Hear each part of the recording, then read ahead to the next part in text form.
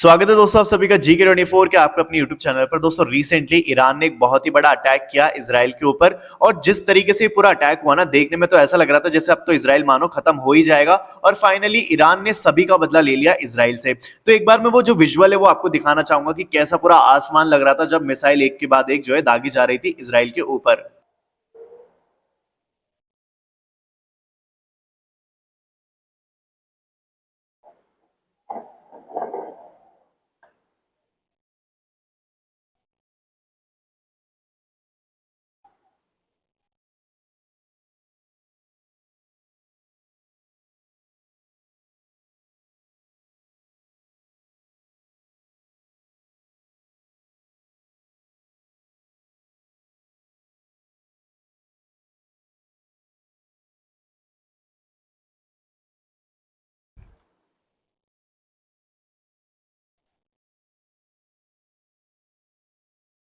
चलिए एक बार बैकग्राउंड जानते हैं कि आखिर ये पूरा कन्फ्लिक्ट हो कैसे रहा है। तो देखो यहाँ पे आपको पता है कि इजराइल और हिजबुल्लाह के बीच में कन्फ्लिक्ट चल रहा है काफी लंबे टाइम से, लेकिन बीते कुछ टाइम में ये जो कन्फ्लिक्ट है वो थोड़ा सा वायलेंट रूप ले चुका है। और कब से ऐसा हुआ है? जब से इजराइल ने यहाँ पे एयर स्ट्राइक करी है हिजबुल्लाह को टारगेट करते हुए लेबनान के अंदर, और इसमें जो हिजबुल्लाह का चीफ है वो मारा गया। और इसी के रिटेलिएशन में जो है ईरान ने एयर स्ट्राइक करी है इजराइल के पोजीशंस के ऊपर। अब अगर डेट वाइज देखें तो देखो 1 अक्टूबर 2024 को इजराइल ने शुरू किया था लिमिटेड ग्राउंड ऑपरेशन लेबनान के अंदर, और उसी के रिस्पॉन्स में यहाँ पे हिजबुल्लाह ने लॉन्च करी है सीरीज ऑफ मिसाइल इजराइल के ऊपर। चलिए लगे हाथों एक बार देख लेते हैं कि यहाँ पे हिजबुल्लाह के जो मिसाइल अर्सेनल है, यानी कि इनके पास कौन कौन से हथियार थे जिसको उन्होंने यूज किया है इजराइल को खत्म करने के लिए। सबसे पहले आते हैं फाड़ी रॉकेट्स। तो हिजबुल्लाह ने लॉन्च किया है 4 ऐसी मिसाइल्स जो कि बेसिकली इजराइल के इंटेलिजेंस बेसिस को टारगेट कर रही थी।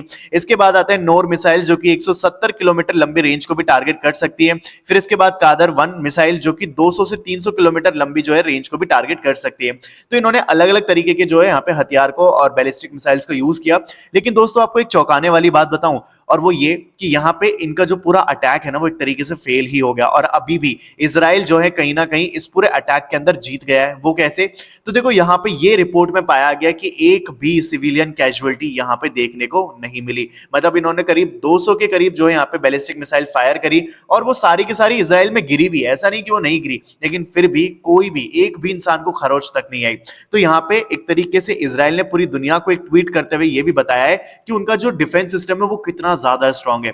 यहां पे इन्होंने बताया कि 181 ईरानियन बैलिस्टिक मिसाइल जो है इजराइल के ऊपर फायर की गई, लेकिन 10 मिलियन इजरायली जो है वो बॉम्ब शेल्टर के अंदर थे, और उन्हें आज की डेट में एक भी यहां पे खरोच तक नहीं आई है। और यहां पे उन्होंने बताया कि over a dozen major Israeli cities and tens of communities under the attack, यानी कि जिस तरीके से ईरान ने अटैक किया था उससे 12 से भी ज्यादा कई सारी सिटीज थी जो कि अटैक के अंदर थी, यानी खतरे के अंदर थी। लेकिन सभी को जो है यहाँ पे एक मैसेज चला जाता है जैसे कुछ अटैक होने वाला होता है, जिसमें बताया जाता है कि हमारे देश के ऊपर अटैक होने वाला है, सभी लोग अपने घर के अंदर रहें, सभी लोग जो है बॉम्ब शेल्टर के अंदर रहें, और इस तरीके से जो है उनको यहाँ पे महफूज रखा जाता है। और यहाँ पे इन्होंने बताया we will take every major steps या necessary to protect the people of Israel, यानी कि वो हर तरीके से कोशिश करते हैं कि इनके लोगों को कोई भी खरोच तक ना आए।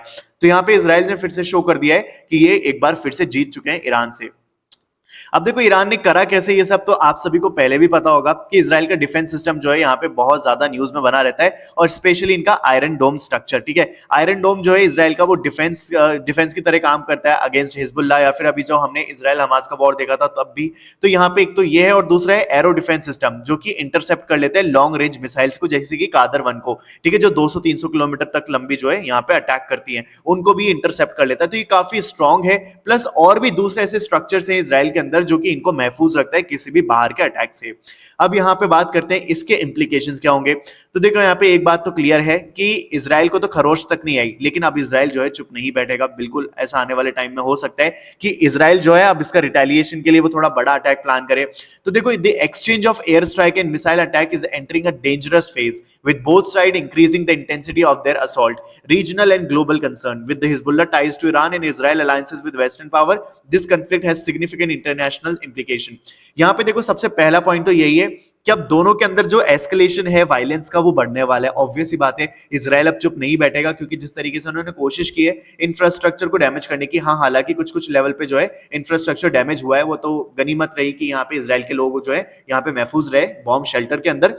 लेकिन अब जो कंसर्न है ना ग्लोबली अगर हम बात करें तो देखो ऑयल प्राइसेस जो हैं वो बढ़ जाएंगी because of these two crisis. दोनों के देशों के बीच में जो क्राइसिस चल रहा है उसकी वजह से कहीं ना कहीं ऑयल प्राइसेस पे फर्क पड़ेगा। अब यहाँ पे देखते हैं इसराइल ने क्या बोला है इस पूरे अटैक के ऊपर। तो इसराइल ने कहा है कि ईरान का जो अटैक है ना वो बहुत सीवियर था और बहुत डेंजरस था, ठीक है, और काफी डेंजरस भी था हमारे एस्केलेशन को बढ़ाने के लिए। अब यहाँ पे कॉन्सिक्वेंसेज यानी कि जो है यहाँ पे कॉन्सिक्वेंसेज भुगतने पड़ेंगे ईरान को। We will respond wherever whenever and however we choose, यानी कि जब भी जैसे भी और जहां भी हमें लगेगा ना वैसे हम जो है इसका जवाब देंगे ईरान को in according with the director of the government of Israel. तो यहाँ पे आईडीएफ का जो एक वीडियो जारी हुआ जहां पे इन्होंने सारी की सारी चीजें कही कि अब हम भी जो है वहां पे बाकी नहीं छोड़ेंगे ईरान को। तो खैर दोनों देशों के बीच में ये जो मिसाइल्स की एक दूसरे को मारा मारी चल रही है वो चलती रहेगी, लेकिन अब ये आने वाले फ्यूचर में बढ़ेगी और ऐसा जो है बहुत बहुत ज्यादा प्रोबेबिलिटी है कि दोनों के देश के अंदर काफी बड़ा जो है वेस्टर्न के अंदर डिस्टर्बेंस देखने को मिलेगा। खैर जो भी होगा वो मैं आगे आपके साथ वीडियो के माध्यम से शेयर करूंगा, लेकिन मैं आपको एक और चीज बता दूं कि जो अभी इजराइल ने किया ना बीते कुछ दिनों में, यानी कि यहाँ पे हिजबुल्लाह के चीफ है उसको मार दिया। उसके बाद आपने सुना होगा न्यूज के अंदर पेजर अटैक, यानी कि जो एक मोबाइल की तरह डिवाइस होता है वो अचानक से फटने लगे और कहीं ना कहीं उसके पीछे भी कौन था, इसराइल था। तो वो जो इसराइल ने किया है ना, और वो बहुत ही बड़ा था, बहुत ही बड़ा, जहां पे एक साथ इतने लोगों को उन्होंने जो है यहाँ पे चोट पहुंचाई, हर्ट किया। तो अभी जो यहाँ पे ईरान ने अटैक किया ना, तो ये तो कहीं ना कहीं कुछ भी नहीं है उसके सामने।